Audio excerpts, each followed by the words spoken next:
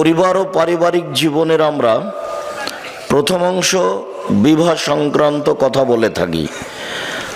আল্লাহ তাআলা বলেন, ফানকাহু মা তাবা লাকুম, পৃথিবীর মানুষ তোমরা বিবাহ করো তোমাদের পছন্দ মতো। আল্লাহ এই আদেশ করেছেন, এর অর্থ এই নয় যে যেসব মহিলা দেখতে অপছন্দ তারা বাকি থেকে যাবে, এ কথা নয়। মানে কেউ ভাগ্য ছাড়া দুনিয়াতে আসেনি। প্রত্যেকটা পুরুষ নারী যখন মায়ের পেটে 4 মাস, সেদিনই তার রুজি, ভালো মন্দ, ভাগ্য, জাহান্নাম জান্নাত লিখে দেওয়া হয়েছে। কাজেই কোনো নারী সুন্দরী হোক আর না হোক, তার বিবাহ কোথায় হবে, কিভাবে হবে, তা লেখা হয়েছে। তা বাস্তবায়ন হবেই সময়ের গতিতে। আল্লাহ এটা বললেন আপনাকে সান্ত্বনা দেওয়ার জন্য, আপনি যেন বাকি জীবন বলতে পারেন যে আমি দেখে শুনেই বিবাহ করেছি। কিন্তু ঘুরতে ঘুরতে ওখানেই যেতে হবে যেটা লেখা আছে, এর বাইরে যাওয়ার কোনো পথ নেই। পৃথিবী সৃষ্টির 50,000 বছর পূর্বে ভাগ্য লেখা হয়েছে। মায়ের পেটে যেদিন 4 মাস, সেটাকে পুনরায় লেখা হয়েছে। মানুষ কে কি করবে, কোথায় থাকবে, কি খাবে, পৃথিবী সৃষ্টির 50,000 বছর পূর্বে এগুলো লেখা হয়েছে। সেটাকেই মায়ের পেটে 4 মাস যখন, তখন পুনরায় বাস্তবায়ন করা হয়েছে। যা আমরা পৃথিবীতে এসে ভালো মন্দ ভোগ করছি, 19-20 করার কারো কোনো ক্ষমতা নেই। এটা স্বাভাবিকভাবে, সামাজিকভাবে একজন আর একজনের উপরে দোষারোপ করে থাকি। মাঝে মধ্যে আমি বলেছি, সেদিন আপনাদেরকে বলছিলাম যে 3 শ্রেণীর মানুষের সাথে আল্লাহ কথা বলবেন না। 3 শ্রেণীর মানুষ জাহান্নামে যাবে। তার এক শ্রেণীর মানুষ হচ্ছে মুকাজ্জিবুন বিল কাদারে, ভাগ্যকে যে অস্বীকার করে। ভাগ্যকে অস্বীকার করা হয় কিভাবে? যে আপনার ছেলে আর আমার ছেলে ঢাকা থেকে আসছিল, সিরাজগঞ্জে আপনার ছেলেটা গাড়ি থেকে নেমে গেছে, আর একটা গাড়িতে উঠেছে। ওই গাড়িটা সামনে অ্যাক্সিডেন্ট হয়ে গেছে, আপনার ছেলের হাত ভেঙে গেছে। এখন আপনি বলছেন, আরে আমার ছেলে যদি আগের গাড়ি থেকে না নামতো তাহলে হাত ভাঙতো না। এটা হলো ভাগ্যকে অস্বীকার করা। ঘটনা ঘটবে, এটা লেখা আছে তার তাকদিরে, তাইও গাড়ি থেকে নেমেছে। আপনাকে এই দিকে আসতে হতো না যে গাড়ি থেকে নেমে এটাতে উঠেছে সেই জন্য ভেঙে গেছে। এখন আপনাকে বলতে হবে যেটা ঘটেছে তাকদির, চলো ছেলেকে নিয়ে তাড়াতাড়ি মেডিকেলে যাই, তার কি চিকিৎসা হবে এই পদক্ষেপ গ্রহণ করি। এইদিকে না গিয়ে এদিকে এসেছে। যেমন রাসূল সাল্লাল্লাহু আলাইহি সাল্লাম বলেছেন, তোমরা 3টা ব্যাপারে বদদুয়া করো না। এক, নিজেদের ব্যাপারে বদদুয়া করো না, যে সব ঝামেলার মধ্যে বেঁচে থাকার চেয়ে না থাকাই ভালো। লা তাদু আলা আনফুসিকুম, বুখারী মুসলিমের হাদিস। আল্লাহ রাসূল সাল্লাল্লাহু আলাইহি সাল্লাম বলেন যে তোমরা নিজেদের উপরে বদদুয়া করো না, এসব ঝামেলা বেঁচে থাকার চেয়ে না থাকাই ভালো। এইটা হলো নিজের উপরে বদদুয়া করা। ওয়ালা তাদু আলা আমওয়ালিকুম, তোমাদের অর্থ সম্পদের উপরে বদদুয়া করো না।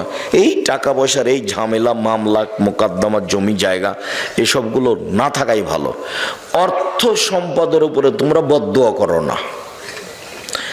3, ওয়ালা তাদু আলা আওলাদিকুম, তোমাদের ছেলেদের মেয়েদের উপরে বদদুয়া করো না।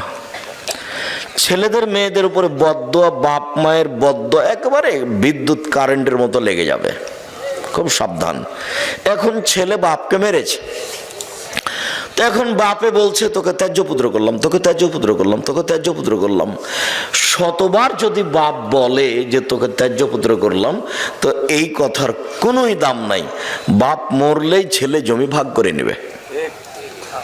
মানে এই ত্যায্যপুত্র বাক্যের কোনো দাম নাই। ছেলে যখন বাপকে মেরেছে তখন বাপের উচিত ছিল তাড়াহুড়া করে সুন্দর করে ওযু করে ঘরে ঢুকে সময়ের উপরে 2 রাকাত সালাত আদায় করে কিবলার দিকে মুখ করে হাত উঠিয়ে প্রার্থনা করে বলার দরকার ছিল যে আমি এই জন্য ছেলে তোমার কাছে নিনি, তুমি আমাকে ছেলে ফিরিয়ে দাও। ছেলে আমাকে মারবে কেন? ছেলে আমাকে সম্মান করবে। আমার ছেলে ভুল করেছে, তুমি আমার ছেলেকে ভালো করে দাও, আর যেন আমাকে কোনোদিন না মারে, ও যেন আমাকে মাথায় করে থাকে, ও যেন আমাকে সম্মান করে, এইটা আমি তোমার কাছে চাচ্ছি। আমি তো এরকম ছেলে তোমার কাছে চাইনি, তুমি আমার ছেলেকে ভালো করে দাও। এইটাই ছিল বাপ মায়ের জন্য বলা উচিত। কিন্তু বাপ মা রাগ করে বলছে তোকে ত্যায্যপুত্র করলাম, তোকে ত্যায্যপুত্র করলাম, অথচ ওই কথার কোনো দাম নেই, কোনো দাম নেই। বাপ মরলে জমি ভাগ করে নিবেই, আর নেওয়াটাই ঠিক। পৃথিবীতে বাপ মাকে মানে না যারা, তারা জান্নাতে যাবে না, এ কথা ঠিক। কিন্তু বাপ মা ছেলে মেয়েকে গালি দিবে, বদদোয়া করবে, এটা নয় যে। তখন আপনাকে আমি একটা দেখিয়েছি যে তাৎক্ষণিক দেখেন, বাপ মায়ের দোয়া দেখবেন একবারে তাৎক্ষণিক, হাতে হাতে। 3 জন মানুষ বাল্য অবস্থায় 3টা বাচ্চা দুধ খাওয়া অবস্থায় কথা বলেছে। তার একজন হলেন ঈসা আলাইহিস সালাম, আর একজন হলো জোরায়েজের সপক্ষে একটি দুধের বাচ্চা। জোরায়েজ আজ থেকে নিয়ে হাজার হাজার বছর আগেকার লোক, বানি ইসরায়েলের কাহিনী, খুব বেশি ইবাদত করত। সে তার গির্জাঘরে ইবাদত করছিল। ফাজাআতহু উম্মুহু, ইতিমধ্যে তার মা তার কাছে আসলো। ফাদাআতহু, তার মা তাকে ডাকলো। তখন ও বলছে আবু উসাল্লি আম উজিবহা, আমি এখন সালাত আদায় করব না মায়ের ডাকে সাড়া দেব। এইটুকু দেরি, ভাবতে ভাবতে একটু দেরি হয়ে গেছে যে কি করি, মায়ের ডাকে সাড়া দিব না সালাত আদায় করব, কি করি, একটু দেরি হয়ে গেছে। একটু দেরি হতেই মা খেপে গিয়ে বলছেন আল্লাহুম্মা লা তুমি তাতুরিয়াহু জুহাল মুমেশাত, আল্লাহ তুমি এই ছেলের মরণ দিও না পতিতালয়ের মহিলার মুখ দেখা পর্যন্ত। এর জন্য একজন পতিতালয়ের মহিলার সাথে একটা সম্পর্ক, দুর্ঘটনা ঘটে যায়, তারপরে যেন ওর মরণ হয়।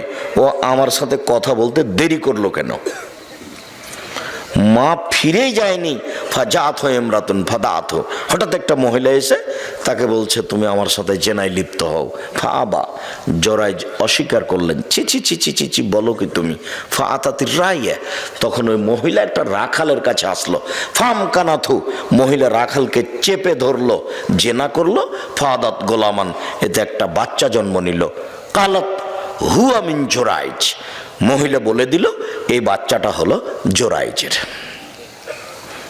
বদনাম ছড়িয়ে গেল। ফাতাহু, জনগণ জোরায়েজের গির্জাঘরের কাছে আসলো। ফাকাসসারুহু, এসে তার গির্জাঘরকে একবারে ভেঙে চৌচির খান খান ধুলা ধুলা করে দিল। ওয়ানজালাহু, তাকে গির্জাঘর থেকে টেনে হেঁচড়ে রাস্তায় নামিয়ে দিল। ও সাব্বুহু, যার যা ভাষাতে কুলালো সে তার ভাষায় গালি দিল। অনেক নির্যাতিত হওয়ার পরে ফাকামা, জোরায়েজ দাঁড়ালো। অতাওয়াদ্দা, ওযু করলো। অসল্লা রাকাতাইন, 2 রাকাত সালাত আদায় করলো। 2 রাকাত সালাত আদায় করার পরে ফাআতাল গোলামা, ওই দুধের বাচ্চার কাছে আসলো। দুধের বাচ্চাকে বললো মান আবুকা, বলো তো দুধের বাচ্চা তোমার বাপকে?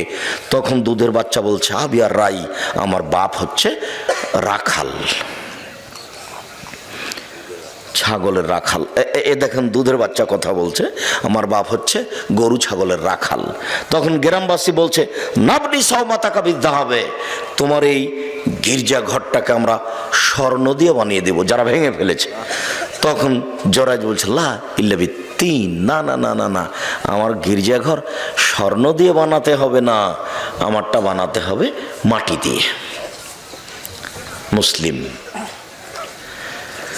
এখানে যে কথাটা বলতে চেয়েছি সেটা হলো এই যে দেখেন বাপ মায়ের বদদোয়া।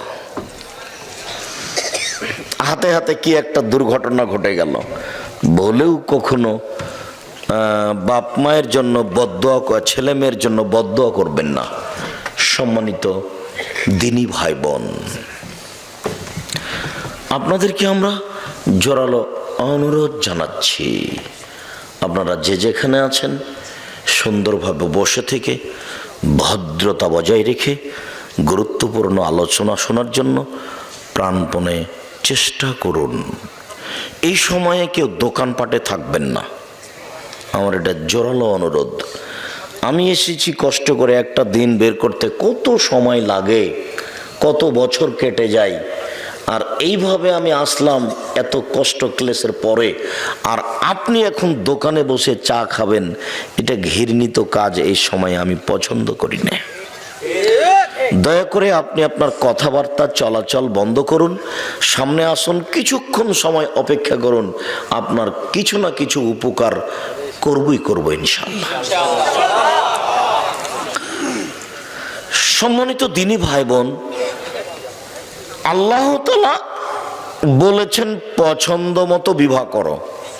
এর অর্থ এই নয় যে ভাগ্য ছাড়াই কাজ হবে। এটা আপনাকে আল্লাহ সান্ত্বনা দিয়েছেন যে তোমাকে আমি আদেশ দিলাম যে পছন্দ মতো বিবাহ করো, কিন্তু পছন্দ মতো বিবাহ করো মানে 50,000 বছর পূর্বে যেটা লেখা আছে সেটার 19-20 হবে না। কাজেই ছেলের বিরুদ্ধে বদদোয়া করবেন না। ছেলে মেরেছে, ভুল করেছে, আপনি পাল্টা আল্লাহর কাছে হাত তুলে দোয়া করেন, আল্লাহ আমার ছেলে আমাকে মেরে ভুল করেছে, তুমি আমার ছেলেটাকে ভালো করে দাও। ওজনে এসে আমার পা ধরে বলে আব্বা ভুল হয়েছে, আমাকে মাফ করেন। আর এরপর থেকে সবসময় যেন আমাকে শ্রদ্ধা দেখিয়ে চলে।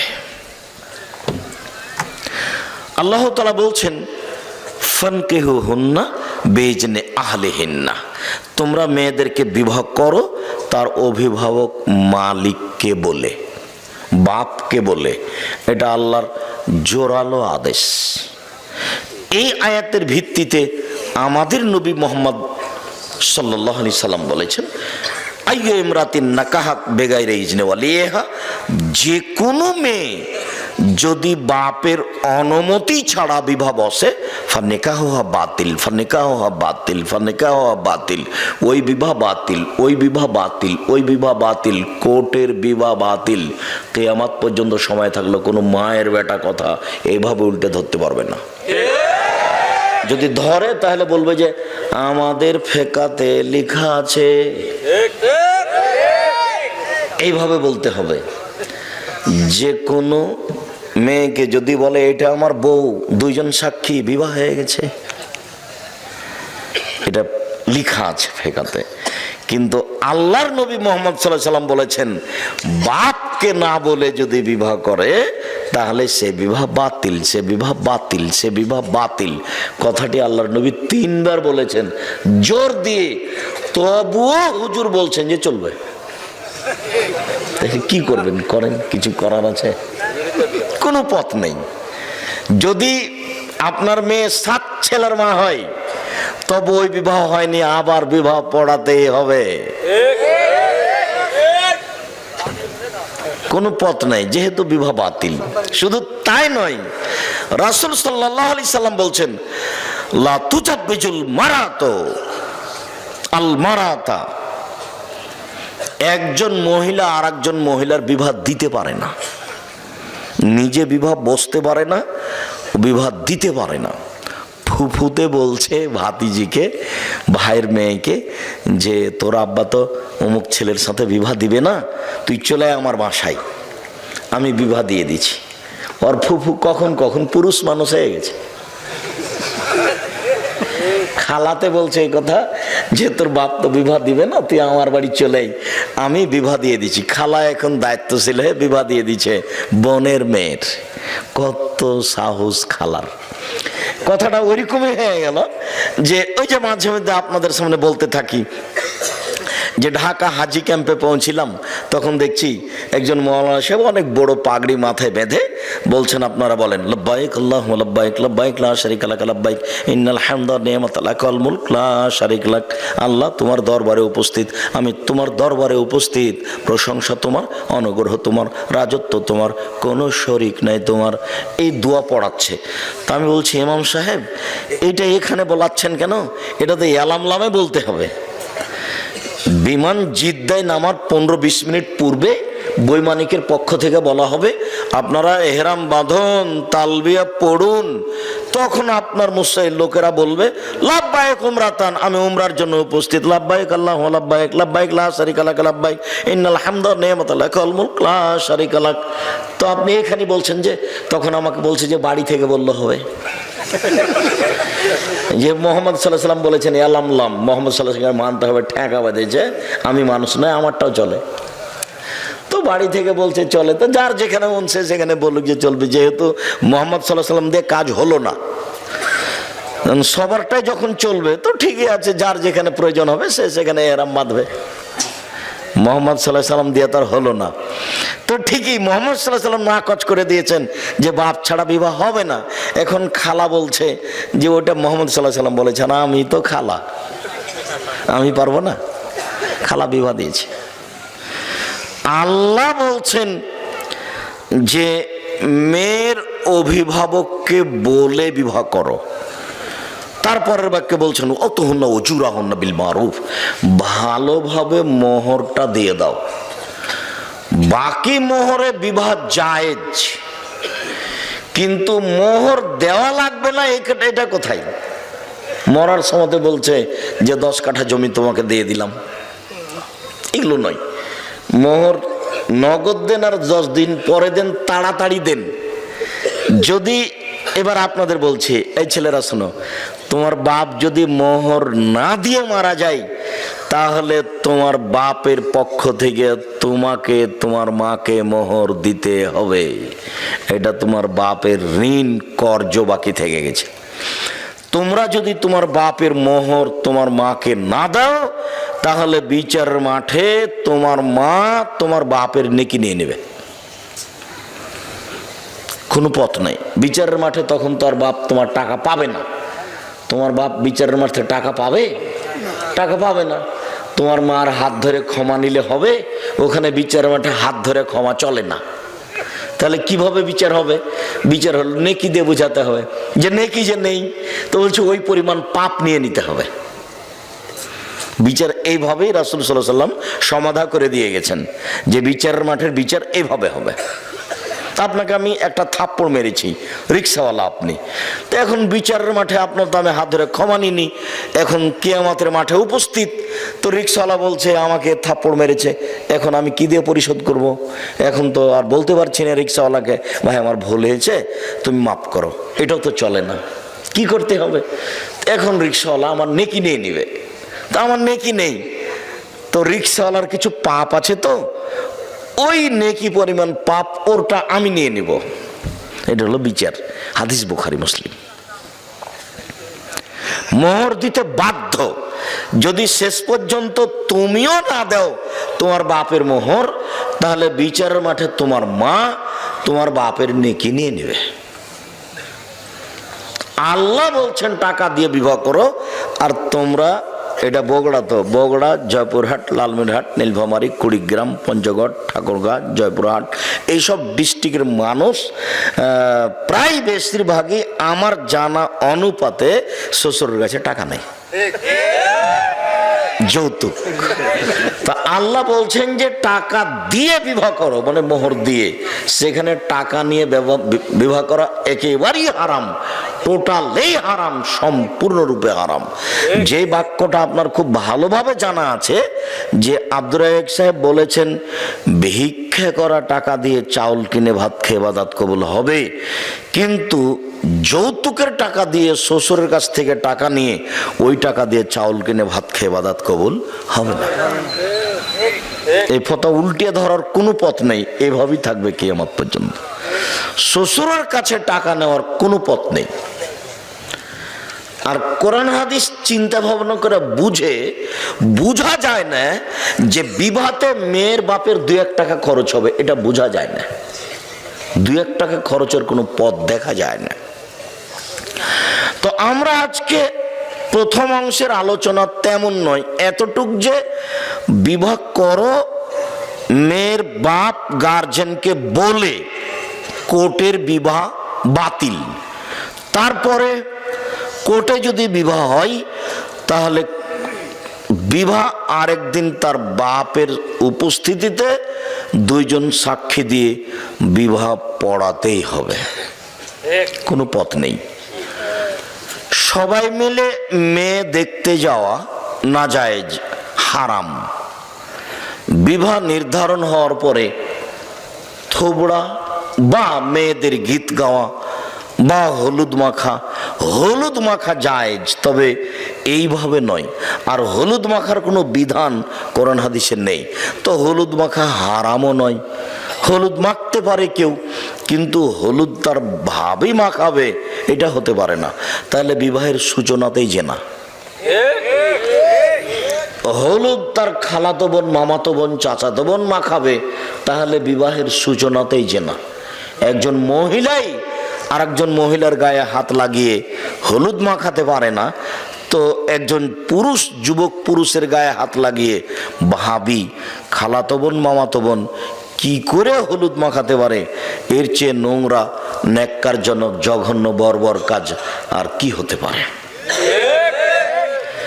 আমি এখানে যেটা বলেছি সেটা আপাতত বগুড়ার কোনো খবর আমার জানা নাই, যদিও বগুড়াতে বিবাহ শাদী আমাদের পরিবারেরও হয়েছে, কিন্তু আমি গাইবান্ধার বাস্তবে একটা দেখেছি, গীত সেখানেও আছে। কিন্তু চাঁপাইনবাবগঞ্জের সাথে একটা অবাক অমিল, সেটা হলো গাইবান্ধায় দেখেছি, রংপুরে দেখেছি যে বিবাহ পড়ানোর জন্য ভিতরে গেছে কয়েকজন। মেয়ের কাছে বিবাহ পড়ানো না যায়, হারাম, মেয়ের কাছে বিবাহ পড়াতে হবে না। মেয়ের কাছে বিবাহ রাজশাহী, চাঁপাইনবাবগঞ্জেও পড়াই। ওখানে গিয়ে বলে অমুক নিবাসী অমুক এত টাকা নগদ, এত টাকা বাকিতে তোমাকে বিবাহ করতে এসেছে, তুমি তাকে স্বামী সত্ত্বে কবুল করো। তখনও বলে কবুল করলাম। ওখানে 3 বার কবুল করার পরে এই মৌলানা সাহেব আর এই 4-5 জন লোক এই বরযাত্রী যেখানে আছে সেখানে এসে দাঁড়ায় সালাম দিয়ে। তখন বসে থাকা লোকগুলো বলে আপনারা কে? তখন ওরা বলে যে আমরা এই বিবাহের উকিল। তখন বসে থাকা লোকগুলি বলে যে মেয়ে কি কবুল করেছে?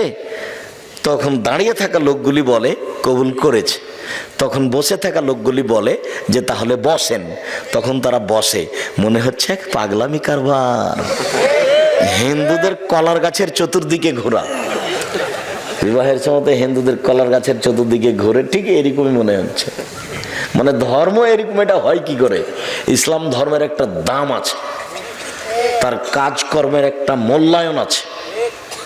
যে হোমসিকেলি বোকার মতো এতগুলি মানুষ ওখানে যাবে, মেয়ের কাছে বিবাহ পড়াবে, আবার এখানে দাঁড়িয়ে থাকবে মূর্তির মতো, তারপর ওরা বলবে যে কবুল করেছে, তারপরে হ্যাঁ, তারপর বসতে বলবে, তারপর বসবে।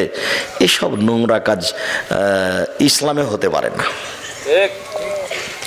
মেয়ের কাছে কোনো কথা নেই, মেয়ের বাপই ছেলের সামনে বসে থাকবে, আগে খুতবা হবে, তখন মেয়ের বাপ বলবে আমার মেয়ে খালেদা এত নগদ এত বাকিতে তোমার সাথে বিবাহ বন্ধনে আবদ্ধ হতে রাজি, তুমি তাকে স্ত্রী হিসেবে কবুল করো। তখনও বলবে কবুল করলাম, বা কাবিল তো, বুখারী মুসলিমের হাদিসে এসেছে, বলবে কাবিল তো, এটা আরবি শব্দ, মানে আমি গ্রহণ করলাম, কবুল করলাম। গুরুত্বপূর্ণ কথা হিসেবে 3 বার বলা যায়। আল্লাহ রাসূল সাল্লাল্লাহু আলাইহি ওয়াসাল্লাম গুরুত্বপূর্ণ কথা 3 বার বলতেন। বিবাহটা 3 বারই পড়াতে হবে এই কথা নয়, 1 বার বললেও হবে, কিন্তু গুরুত্বপূর্ণ কথা হিসাবে 3 বার বলা যায়। যখন কথাটা শেষ হয়ে যাবে তখন উপস্থিত বৈঠকের লোকেরা বা ইমাম সাহেব বা মেয়ের বাপ বলবেন বারাকাল্লাহু লাকা ওয়া আলাইকা ওয়া জামা বাইনাকুমা ফি খাইরিন। আল্লাহ তোমাকে বরকত দান করুক, তোমাদের 2 জনকে বরকত দান করুক, তোমাদের মাঝে তোমাদের দুইজনকে আল্লাহ কল্যাণের উপরে একাত্রিত করুক, তোমাদের দাম্পত্য জীবন সুখী হোক। এইটা হলো দোয়া বিবাহের বৈঠক শেষে। কিন্তু হুজুরের না জানার কারণে হুজুর এখন একটা লম্বা দোয়া মেরে দেবে। তারপরে যে বিবাহ পড়াতে এসেছে ও নিবে কিছু টাকা, যে লিখতে এসেছে ও নিবে কিছু টাকা।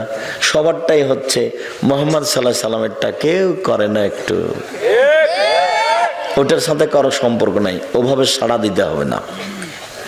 যেহেতু আমি ওভাবে সাড়া পছন্দ করি না, আপনারা এক খেয়ালে চেয়ে থাকেন, আমার কথাটা ধরে রাখেন, আমি খুশি হব আলহামদুলিল্লাহ। আমল করা তো আর সবার হাতে নয়, সবাই তো আমল করবে না, উপর থেকে যেটা ফায়সালা হবে সেটা।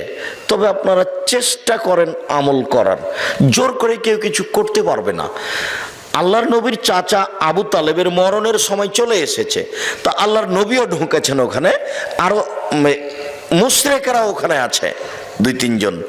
তখন আল্লাহর নবী বলছেন, চাচা আপনি লা ইলাহা ইল্লাল্লাহ বলেন, বাকিটুকু আমি দেখে নেব। লা ইলাহা ইল্লাল্লাহ শুধু এই বাক্য কিন্তু অনেক দাম। লা ইলাহা ইল্লাল্লাহ মুহাম্মদ রাসূলুল্লাহ এখানে যোগ হবে না। একটু আগে যে আপনারা বললেন শেষ বাক্যে যে আপনারা বলুন লা ইলাহা ইল্লাল্লাহ, শেষে যোগ হয়ে গেছে মুহাম্মদ রাসূলুল্লাহ, ওই অংশ জিকিরে যোগ হবে না। এমনি তো সবাকে নিয়ে জোরে জিকির করাই না যায়, জোরে জিকির করার প্রমাণের কোনো পথ নেই। তো সবাই যে দেখছি যে মোবাইলে দেখছি খালি চিল্লাচিল্লি করে জিকির করে লাফ দিয়ে বাঁশের উপরে উঠে যাচ্ছে। এখন করছে তো কি করবেন, এখন তো আমাদের তো কিছু করার নেই। সাহাবী রাসূলের সামনে একটু খালি জোর করে বলেছেন সুবহানাল্লাহ আলহামদুলিল্লাহ আল্লাহু আকবার, তখন আল্লাহ রাসূল বলছেন আই ইরবা আলা আনফুসিকুম, চুপে চুপে জিকির করো, ইন্নাকুম লা তাদুনা আসামাল্লাহ গায়েব, তোমরা যাকে ডাকছো ও বধির নয়, তোমরা যাকে ডাকছো ও অন্ধ নয়। ইন্নাকুম তাদুনা সামিয়াম বাসীরা, তোমরা যাকে ডাকছো সব কিছু শোনে, তোমরা যাকে ডাকছো সব কিছু দেখে। অতএব চিল্লাচিল্লি কেন, চিল্লাচিল্লি কেন? চিল্লাচিল্লির একটা করতে গিয়ে ইহরাম বেঁধে জিকির করা, সেইটা জোরে অনুমতি দিয়েছে।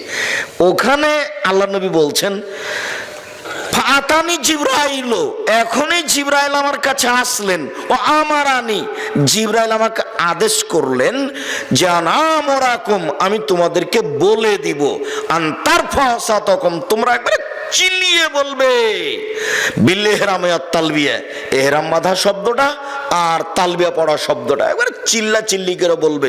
লাব্বাইক উমরাতান, আমি উমরার জন্য উপস্থিত, লাব্বাইক আল্লাহুম্মা লাব্বাইক, লাব্বাইক লা শারীকা লাক লাব্বাইক, ইন্নাল হামদা ওয়া নি'মাতা লাক ওয়াল মুলক লা শারীকা লাক, লাব্বাইক আল্লাহুম্মা লাব্বাইক, লাব্বাইক লা শারীকা লাক লাব্বাইক, ইন্নাল হামদা ওয়া নি'মাতা লাক ওয়াল মুলক লা শারীকা লাক। একবারে সৌদি আরবের পাহাড় ফাটিয়ে দিতে হবে, চিল্লে বলতে হবে। এই কথা জিবরাইল বলছেন, এসে আমাদের নবীকে, আমাদের নবী সবাইকে বলছেন। আর এখানে সাহাবীগণ একটু জোরে জিকির করেছে, তখন এবারে ধমকে থাক, তোমরা যাকে ডাকছো কি বধির নাকি, তোমরা যাকে ডাকছো কি অন্ধ নাকি, এভাবে চিৎকার করছো কেন? সেই জায়গায় এভাবে বলে নিচ্ছে, কিছু করার আছে? কেউ তো দেখে না যে আসলে ধর্ম কি। যেহেতু না দেখেও চলছে, প্রয়োজন তো নেই। কঠোরভাবে যদি আপনারা ধরতেন তাহলে এখানে হতো, তা আপনাদের তো জিম্মেদারি আগে। আপনাদেরকে আল্লাহ বলছেন যে ফাসআলু আহলা যিকরি ইন কুনতুম লা তা'লামুন বিল বায়িনাতি ওয়াজ জুবুর, হে দুনিয়ার অজানা মানুষ, তোমরা জানা মানুষের নিকটে জানো প্রমাণ সহকারে। এটা আপনাদের জিম্মেদারি। আব্দুর রাজ্জাক সাহেবকে দাওয়াত দেওয়ার আগে জানতে হবে যিনি কোরআন হাদিস জানেন কিনা, এটা 5 জনকে জিজ্ঞাসা করতে হবে। জানেন খুব, এটা বুঝে নিলাম। তারপরে যেটুকু বলেছেন সেটুকু প্রমাণ ছাড়াই কি বললেন এটুকু দেখতে হবে। প্রমাণ ছাড়া ধর্মে কোনো কথা চলে না। ইসলাম ধর্ম এমন একটা ধর্ম যে নগদ, বাকি কিছু নেই, গোপন দিয়ে কিছু চলে না। নগদ 30 পারা কোরআন, 90 পারা নয়, 60 পারা নয়, কিছুই না, এবারে নগদ, একবারে সব নগদ, কোনো জায়গা বাকি নেই। এমন কোন ফতোয়া নেই ধর্মে যেটা কোরআন এবং সহিহ হাদিস অনুপাতে দেওয়া যাবে না। আমি একটা বক্তব্যে কুষ্টিয়াতে বলেছিলাম যে আমি দীর্ঘ সময় ধরে কলমে ফতোয়া লিখছি। আমি নিজে কলমে ফতোয়া লিখি প্রায় 20 বছর থেকে। এই ঘটনা অনুমান 10 বছর আগে হতে পারে। তা আমি বলেছিলাম যে কোনো ফতোয়া করণ এবং সহিহ হাদিস দিয়ে দেওয়া যাবে, কোনো ইজমা কিয়াসের আশ্রয় না নিয়েই চলবে। এ কথা যখন বললাম তখন লাফ দিয়ে একটা সামনে থেকে লোক দাঁড়িয়ে বলল যে আপনি ফতোয়া দেন তো দেখি। 2টা মেয়ে একসাথে জমা ধরে আছে, 2টাই মেয়ে, পূর্ণ যুবতী, দেখতে সুন্দরী, পেশাব পায়খানা একসাথে হয়, অঙ্গ প্রত্যঙ্গ ভিন্ন ভিন্ন, কিন্তু গাটা গায়ের সাথে লাদানা লালেহার লাদানের মতো। মনে পড়ে কি আপনাদের? এইরকম 2টা মেয়ে। তো এখন এদের বিবাহের সময় এসেছে, বলেন বিবাহ কিভাবে দিতে হবে? ও আমাকে আটকাচ্ছে। কথা বুঝতে পারলেন না? তখন আমি বললাম যে আপনার জিজ্ঞাসাটাতে আমার একটা কথা মনে পড়ে গেল। সেটা হচ্ছে ওই অনেকদিন আগের কথা, ক্লাস 3 বইয়ে ছিল। ক্লাস 3 বইয়ে কি ছিল? মোল্লা দোপেজি, বাদশা বলছে, মোল্লা দোপেজি জি জাহাপনা, আকাশের দিকে লক্ষ্য করুন তো। করলাম জাহাপনা। কিছু দেখলেন কি? না তেমন তো কিছু দেখিনি। 2টা কাক উড়ে গেল, দেখেননি? হ্যাঁ তা তো দেখলাম। এইবার বলেন এ দেশে কতটি কাক আছে? 9,09,999। যদি কম হয় তাহলে বেড়াতে গেছে, আর যদি বেশি হয় বেড়াতে এসেছে। মাপে তো আর হিসাব করেনি পৃথিবীতে। আচ্ছা আচ্ছা, ঠিক ঠিক ঠিক ঠিক। আচ্ছা মোল্লা তো পেয়েছি। ওইটা কি? ওইটা চৌবাচ্চা জাহাপনা। বলতে পারো তুমি চৌবাচ্চায় কত পেয়ালা পানি আছে? যদি বলতে না পারো তাহলে তোমার গর্দান যাবে। তা যাক জাহাপনা, তবে প্রশ্ন একদম সোজা, একদম সহজ। পেয়ালা যদি চৌবাচ্চার সমান হয় 1 পেয়ালা, যদি অর্ধেক হয় 2 পেয়ালা, 4 ভাগে 4 পেয়ালা, 8 ভাগের ভাগে 8 পেয়ালা, 16 ভাগের ভাগে 16 পেয়ালা। আরে থামো থামো থামো, যা তোমাকে আজ মোরগ মুসাল্লাম খাওয়াবো। তো ঠিক এরকম হয়ে গেছে আপনার জিজ্ঞাসা। আপনার জিজ্ঞাসা তো জটিল নয়। আল্লাহ বলেছেন লা ইউকাল্লিফুল্লাহু নাফসান ইল্লা উসাহা। মানুষ যেটা করতে পারবে না এরকম বিধান আল্লাহ মানুষের উপরে চাপাবেন না। আপনি এখন বড় ডাক্তারের কাছে আশ্রয় নেন। বড় ডাক্তার যদি বলে যে পৃথক করা যাবে, করতে হবে। যদি বড় ডাক্তার বলে পৃথক করা যাবে না, তো একজনে বিবাহ করুক, তাতে আসে যায় না। এবার আপনি দেখান কে বিবাহ করতে চাচ্ছে, মেয়ে 2টি কোথায়? কোনো পথ নেই। যে কোনো ফতোয়া আমার 20 বছরের অভিজ্ঞতায় বলছি, আমার 20 বছরের অভিজ্ঞতা বলছি, যে কোনো ফতোয়া কোনো ফেকার আশ্রয় নিতে হবে না ইনশাআল্লাহ। কোনো কেয়াসের কোনো কিছুর আশ্রয় নিতে হবে না। আপনি কোরআন হাদিস দিয়ে বলতে পারবেন, কোনো সমস্যা নেই। আমার 20 বছরের অভিজ্ঞতা বলছি, 2-1 দিনের নয়, আর হঠাৎ করে নয়। আর অভিজ্ঞতা শুরু হয়েছে বগুড়া থেকে। সর্বপ্রথমে আমি 90 সালে বগুড়া ফতে আলী মসজিদে, ওই যে ফতে আলী ব্রিজের ওখানে যে মসজিদটা ছিল, ওখানে দাওয়াতের জন্য আসতাম। ওখানকার লোকেরাই যে টিয়া ভাই এখনো আছে, আমাকে পথ খরচ দিত 20 টাকা, তারপরে 50 টাকা, তারপরে 100 টাকা, তারপর 200 টাকা, তারপর 300 টাকা, তারপর 500 টাকা। এগুলো তাদের পথ খরচ। এখনো পাশে বসে আছেন সেকাল থেকে, 90 সাল থেকে। যদি কোনোদিন আমার মুখের চোখটা একটু দুর্বল হয়েছে টাকা কম দেখে, এটা প্রমাণ যদি করে দিতে পারেন, আমি জাতির সামনে কোনোদিন বক্তব্য দেব না। একটু কেমন কেমন লাগলো আব্দুর রাজ্জাক সাহেবকে দেখে। টাকা তো কম দিলাম, তো মনে হলো মুখটা যেন কেমন কেমন মনে হলো। এটা প্রমাণ করতে পারলে, একবারে সূচনা থেকে তারা আছেন, একেবারে সূচনা থেকে। সর্বপ্রথম যখন এসেছি বগুড়ায়, আল্লাহ আল্লাহর কসম, আল্লাহ আল্লাহর কসম, আল্লাহ আল্লাহর কসম, আপনাকে আমি ফাঁকি দিতে আসিনি। আমার বুঝ অনুযায়ী আমি কোরআন এবং সহিহ হাদিসের কথা বলে থাকি, বলবো ইনশাআল্লাহ। সম্মানিত দিনী ভাই বোন,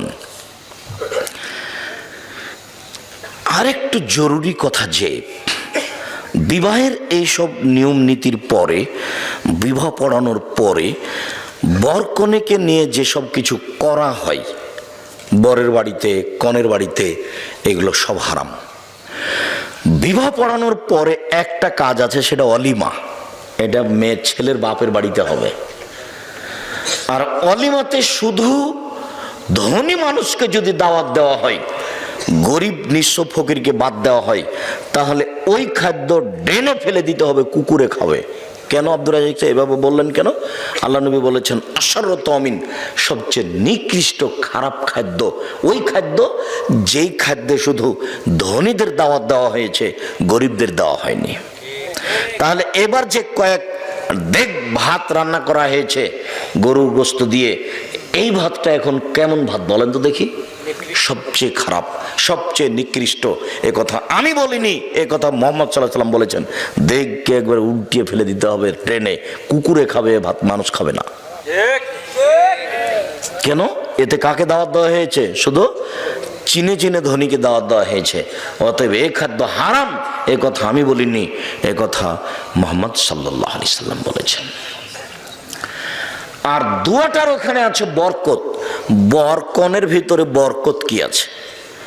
বরকতের কথাটা আপনাকে মাঝে মধ্যেই বলে থাকি, এই জন্যই বলে থাকি যে আপনার স্ত্রী, আপনার মা দুইজনই সংসার পরিচালনা বুঝে না। ভাতে চাউল দিতে গিয়ে দুইটা চাউল পড়ে গেছে, সেটা তুলে যে পাতিলে দিতে হবে সেটা তার বিবেচনাতে নেই। বাড়ির বরকত বুঝে না। দেখেন তো, বরকত যেভাবে আল্লাহ রাসূল বলছেন, মানুষের মধ্যে বরকত আছে, টেবিলটার মধ্যে বরকত আছে, এই বোতলটার পানিটার মধ্যে বরকত আছে। কিভাবে এগুলো আব্দুর রাজ্জাক সাহেব? টেবিলের বরকত বুঝতে পারলেন না? আজকে সন্ধ্যার সময় টেবিলটা করা হয়েছে, এমন এক জায়গাতে ঘরে রেখেছেন যে উপর থেকে বস্তা পড়ে টেবিলটা ভেঙে গেল, একদিনই শেষ। আর একটা টেবিল আপনাদের বাড়িতে আছে, আপনার দাদার করা, এখনো আছে। তার মানে ওই টেবিলটাতে বরকত আছে, এটাতে বরকত নেই। আল্লাহ রাসূলের সামনে যখন কোনো নতুন ফল দেওয়া হতো তখন তিনি বলতেন, আল্লাহুম্মা বারিক লানা ফি সামারিনা ওয়া সায়না ওয়া মুদ্দিনা ওয়া শাহরিনা। আল্লাহ তুমি আমাদের ফলে বরকত দাও, আমাদের শহরে বরকত দাও, আমাদের ওজনে বরকত দাও, আমাদের জিনিসপাতিতে বরকত দাও। রুজি ভিন্ন জিনিস, বরকত ভিন্ন জিনিস। রুজি ভিন্ন জিনিস, বরকত ভিন্ন জিনিস। খুতবা শেষে বিবাহ পড়ানোর পরে প্রথম বাক্যটাই বললেন, আল্লাহুম্মা বারিক বারাকাল্লাহু লাকা ওয়া আলাইকুমা। আল্লাহ বরকত তোমাকে দেখ, তোমাদের দুইজনকে দেখ, আর তোমাদের দুইজনকে আল্লাহ কল্যাণের উপরে একাত্রিত করুক। ধর্মের সাথে কারো ভালো সম্পর্ক নেই, কেননা ধর্ম কেউ বুঝে না। যারা প্রচার করছে তারাও বুঝে না, যারা বলছে তারাও বুঝে না। এখানে যিনি ওনার নাম কি, কাজী, কাজীর খাতাতে 4 জন সাক্ষী লাগবে। এই খাতা ফেলে দিতে হবে, এই খাতা চলবে না। বিবাহের জন্য 4 জন সাক্ষী লাগে না, কয়জন লাগে? 2 জন। এখানে আবার ভাগ করে নিয়েছে, মেয়ের পক্ষ থেকে 2 জন, ছেলের পক্ষ থেকে 2 জন। তার মানে সূচনাতেই গন্ডগোল। আল্লাহ নবী এ কথা বলেননি। আল্লাহ নবী মুহাম্মদ সাল্লাল্লাহু আলাইহি ওয়াসাল্লাম বলেছেন যে একটা বিবাহ জায়েজ হওয়ার জন্য কয়জন সাক্ষী লাগে? 2 জন। ও পুরুষের পক্ষে না মহিলার পক্ষে, এই কথা তিনি বলেননি। তিনি বলেছেন লা নিকাহ ইল্লা বি শাহিদাইনি, 2 জন সাক্ষী ছাড়া বিবাহ হয় না। ওয়ালা নিকাহ ইল্লা বি ওয়ালিন, অভিভাবক ছাড়া বিবাহ হয় না। 2 জন সাক্ষী ছাড়া বিবাহ হয় না, 1 জন অভিভাবক ছাড়া বিবাহ হয় না। উকিল বাপ হারাম। নোয়াখালী, কুমিল্লা, পটুয়াখালী, সিলেট, চট্টগ্রাম, ওইসব ডিস্ট্রিক্টে উকিল বাপই বাপ, ওর সাথে মরা পর্যন্ত জামাই মেয়ে সম্পর্ক রাখে। উকিল বাপকে ডেকে নিয়ে আসে, দাওয়াত খায়। যতদিন পর্যন্ত উকিল বাপ বেঁচে আছে ততদিন পর্যন্ত নিজের বাপের চেয়ে দামি মানুষ কে? উকিল বাপ। কথা বুঝতে পারলেন না মনে হয়? উকিল বাপ ধর্ম বাপ নয়। বিবাহের দিন যাকে উকিল করা হয় গার্জেন হিসেবে, জি, উকিল বাপই হারাম। বাপ বেঁচে থাকাকালীন উকিল বাপ চলবে না, বাপই তো উকিল। এটা আরবি শব্দ, যার হাতে বিবাহটা সমর্পণ করা হয়েছে। তো আল্লাহর নবী বলছেন যে বিবাহ সমর্পণ করা আছে বাপের হাতে, তো বাপকে ছেলে বাদ দিয়ে জ্যাঠো কি করে এখানে উকিল হয়ে গেলেন, গ্রামের মলক কি করে উকিল হয়ে গেলেন? সেই উকিল বাপই চলছে বাকি জীবন। বাপ হিসাবে তাকে সম্মান করা, তাকে সময়ে কাপড় চোপড় দেওয়া, এইভাবে কত ডিস্ট্রিক্টে বাংলাদেশে, ভারতে, পাকিস্তানে উকিল বাপ চলছে। উকিল বাপ হারাম, বিবাহে কোনো উকিল বাপ ঢুকতে পাবে না। বিবাহের পরে যেটা সেটা অলিমা, এরপরে ছেলে মেয়ে জন্ম নিল তাদের ব্যাপারে চিন্তা ভাবনা। আমরা আপাতত প্রথম অংশ শেষ করলাম। এভাবেই দু একটা টানা কথা বলে আমি কথাতে, যেহেতু বগুড়ার খবর জানা নেই, কাজে আমি চাঁপাইনবাবগঞ্জের ভাষার কথা বলে থাকি, চাঁপাইনবাবগঞ্জের গতির কথা বলে থাকি, যে রাজশাহী চাঁপাইনবাবগঞ্জে বিবাহের শুরু থেকে এমন কোনো কাজ নাই যেটা জায়েজ। একটা কাজও জায়েজ নয়, সবই হারাম। ওইভাবেই বিবাহ চলছে শুরু থেকে নিয়ে শেষ পর্যন্ত। একটা কাজও জায়েজ নয় বিবাহের, সবই হারাম। এই এলাকা তো হতে পারে যে শুরু থেকে নিয়ে শেষ পর্যন্ত একটাও জায়েজ নয়, সবই হারাম। এইবার পারিবারিক জীবন, স্বামী স্ত্রী সংসার